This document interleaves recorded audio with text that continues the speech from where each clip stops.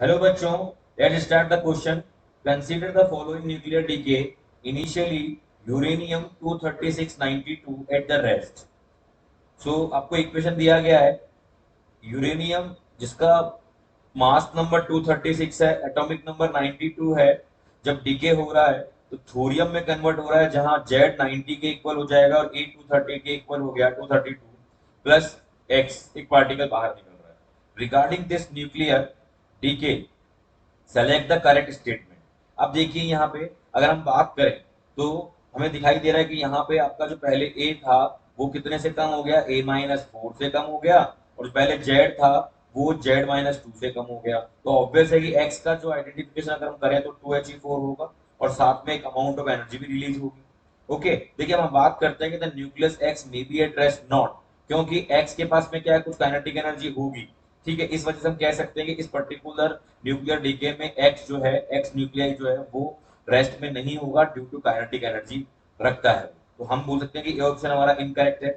बात करते हैं second, the 90 thorium 232 nucleus may be in excited state. बिल्कुल, क्योंकि हमें पता है कि जब भी किसी न्यूक्लियस का डीके होता है तो एक डॉटर पार्टिकल बनता है। जो डॉटर न्यूक्लियस बनेगा वो हमेशा जनरली किस स्टेट में रहता है, एक्साइटेड स्टेट में, क्योंकि वो स्टेबल कंडीशन अटेन करना चाह रहा है। तो हमारा बिल्कुल ऑप्शन बी करेक्ट है।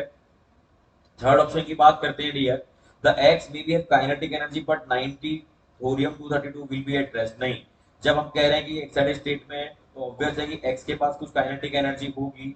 जब एक्स के पास कुछ काइनेटिक एनर्जी होगी तो थोरियम के पास भी कुछ काइनेटिक एनर्जी होगी। क्यों? क्योंकि ये मूवमेंट है वो कंजर्व रखना चाहेगा कि before movement, before the decay and after decay जो टोटल कंजर्व मूवमेंट का कंजर्वेशन होगा या मूवमेंट क्या रहेगा, कंजर्व रहने वाला है।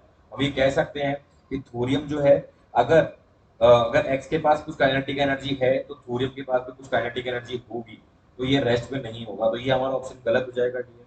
फोर्थ हम बात करते हैं, Q value is delta M C square, where delta is the mass of difference of uranium and thorium and C is the speed of light. हाँ, फॉर्मूला हमारा बिल्कुल सही है, delta M C square, but यहाँ पे देखो मास difference जो होगा, टोटल मास डिफरेंस किसका भी निकालेंगे बेटा, यहाँ पे uranium, mass of uranium minus mass of thorium minus mass of x, ये भी काउंट होगा।